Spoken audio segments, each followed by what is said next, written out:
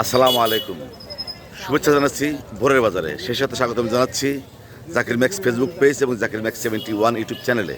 বন্ধুরা, আজ 9 জুন 2026 মঙ্গলবার। আজকের এই দিনে এই বাজারে কী ধরনের শাকসবজি তরকারি পাওয়া যাচ্ছে, দাম কেমন আমি জানবো, দেখবো এবং আপনাদের দেখাবো, জানাবো। থাকুন শেষ পর্যন্ত আমার সাথে। প্রথমে দেখতে পাচ্ছি পাটের শাক। পাটের শাক কত করে আটি? 10 টাকা 2 আটি। এক আটি 10 টাকা। আর এই যে কিসের শাক?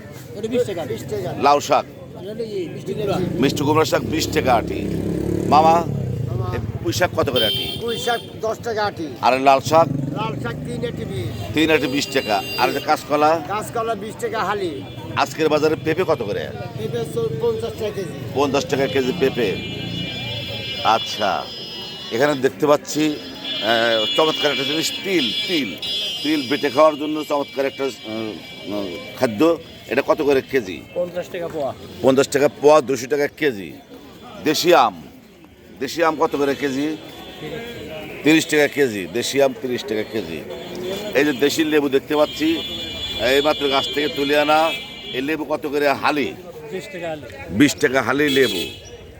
আর এটা কি? লটকনা কত করে?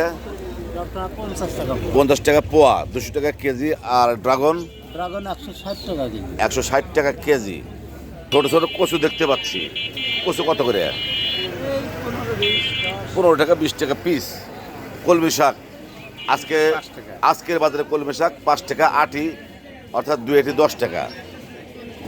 দেখতে পাচ্ছি বন্ধুরা জানলার পটল, বড় বড় জানলার পটল আজকে কত করে কেজি?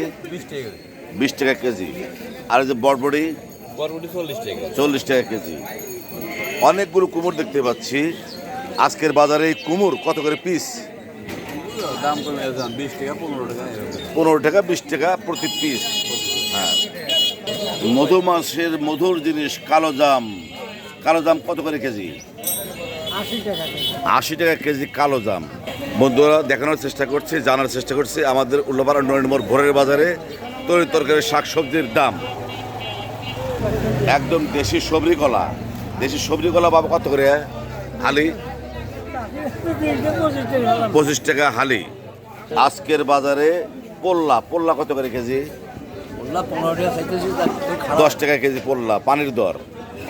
দেখানোর চেষ্টা করছি উল্লাপাড়া ভোরের বাজার। দেখেন, প্রচুর পরিমাণে শাক সবজি তরকারির আমদানি হয়েছে এই বাজারে।